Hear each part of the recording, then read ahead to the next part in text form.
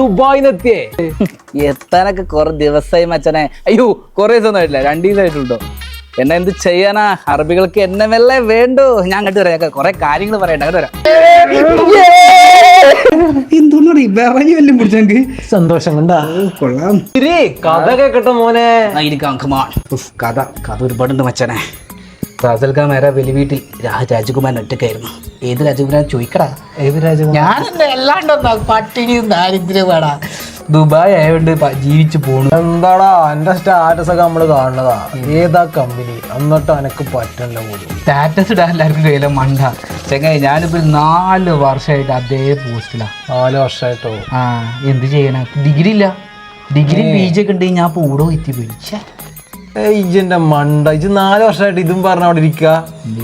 എന്റെ പൊന്നു പൊട്ട, അതൊക്കെ ഇപ്പൊ സിമ്പിൾ ആയിട്ട് നമുക്ക് ഡിസ്റ്റന്റ് ആയിട്ട് ഡിഗ്രി എടുത്തൂടെ? അനക്ക് അവിടെ ഇരുന്ന് പഠിച്ചാ പോരെ. ബട്ട് മച്ചാനെ, ഡിസ്റ്റൻസ് ഒക്കെ ഒരു ഉടായിപ്പല്ലേ, അത് ഓൺലൈനൊക്കെ.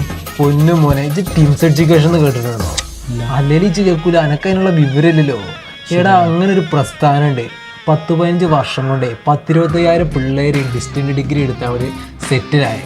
അതുമല്ല NIRFന്റെ അണ്ടറിൽ വരുന്ന ടോപ്പ് 20 യൂണിവേഴ്സിറ്റീസിൽ നിന്നാണ് അവർ ഡിഗ്രി പ്രൊവൈഡ് ചെയ്യുന്നത്. അതും ഓൺലൈൻ റെക്കോർഡഡ് ക്ലാസ്സുകളുണ്ട്. സിമ്പിളായിട്ട് എനിക്ക് അവിടെ ഇരുന്ന് ഫ്രീ ടൈമിൽ പഠിച്ചാൽ എനിക്കിപ്പോൾ എവിടെ എത്തണ്ട. ഞാനിപ്പോൾ PG ചെയ്തുകൊണ്ടിരിക്കുക.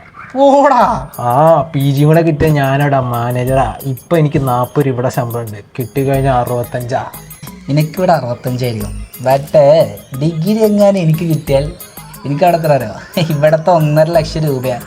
ഞാൻ ആറാമച്ചാനെ വെറുതെ ടീംസിന്റെ എഡ്യൂക്കേഷന്റെ ആ സാധനം കൊണ്ട നമ്പറൊക്കെ രക്ഷപ്പെട്ട് കണ്ട. അല്ല മുട്ടായി ഒന്നും കൊണ്ടുവന്നില്ല. വീണ്ടും കാണാം.